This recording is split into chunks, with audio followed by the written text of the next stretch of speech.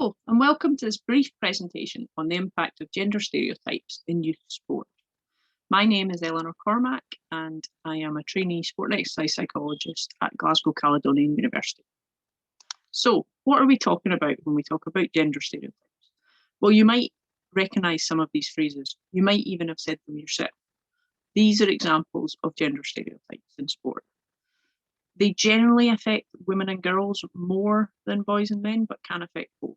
But because sport is a masculine stereotype domain, the impact tends to be more on the female gender. They don't always have to be verbal, though. You may recognise these images from the recent NCAA event in America. This is an example of where the facilities or the resources available are creating a stereotype or reinforcing a stereotype about the relative value of women's sport. So, why should we care? Well, here's a few facts to give you some context and set the scene of how stereotypes show themselves in sport as part of a larger issue. In particular, I draw your attention to the fact that children as young as 7 and 8 are starting to become aware of these gender stereotypes. That means it's really important for anybody who's working with youth sport to understand what they're about. So stereotypes in general are useful. They are shared beliefs that we create to help us to navigate our social world. The problem comes when they become inaccurate, and that's the case with gender stereotypes in sport. Gender stereotypes in general are such a problem in terms of inequality that the UN has actually framed them as a form of discrimination. In sporting landscapes, we know that they can affect both performance and participation.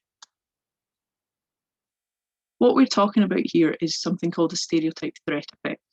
When a stereotype is introduced, the group that is negatively portrayed by the stereotype tends to have a drop in performance. This has been shown in both sport and in academic educational settings. At the same time, the other group that is potentially positively stereotyped can see an actual lift effect, so their performance can improve. So an example of this in sport might be if a coach said, girls normally don't do as well at this skill as boys do. That's the stereotype being introduced into the environment, resulting in the girls having a drop in performance. In terms of that role in performance, what we know about it is that this can happen even in gender neutral sports, so in those that aren't overly male or female gendered.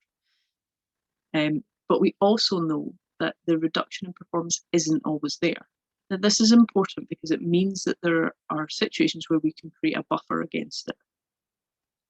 The factors that we think potentially mediate against this negative impact of the stereotype are having high perceived ability in yourself, having slightly lower identification with the stereotype group, so in this case with that gender, so with a girl being a girl, and thirdly, having lower anxiety levels.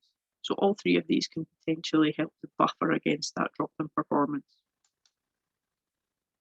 As I said, gender stereotypes also have an impact on participation in sport as well.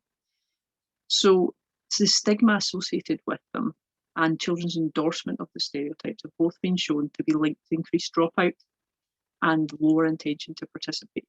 And this again starts from even pre-adolescence. Again, there is potential to buffer this.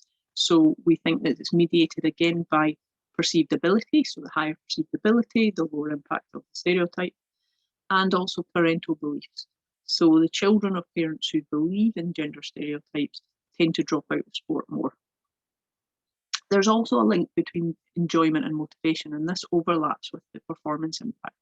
So if a stereotype is introduced that results in a lower performance, young people tend to enjoy that activity less. They then become less motivated and ultimately they drop out of the activity. So what can we do about this? The first thing to do is to be aware of it. Now, you will all be more aware of it than you were at the start of this presentation, so that's great, that's a starting point. But you can be more proactive than that and actually audit your own coaching and your coaching environment to see if there's gender stereotypes there, albeit unintentionally, and start to make changes to remove them. So this might be the way that you select teams, it could be who you choose to demonstrate skills, or it might be the gender makeup of your coaching group that's sending out these unintentional messages. The second aspect is to challenge stereotypes when you see them.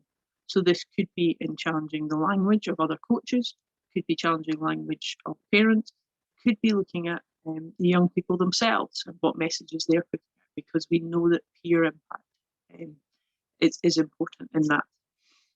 And the third aspect is to actually promote the elements that we think buffer against it, in particular for coaches, is perceived ability.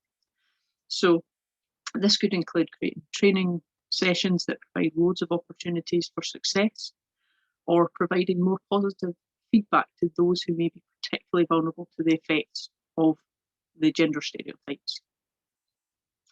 So that's just a brief overview of gender stereotypes and how they have an impact in sport. I hope you found it useful and that you can take some of the suggested actions into your own coaching. Please feel free to get in contact with me if you have any questions or you would like any follow-up. Thank you.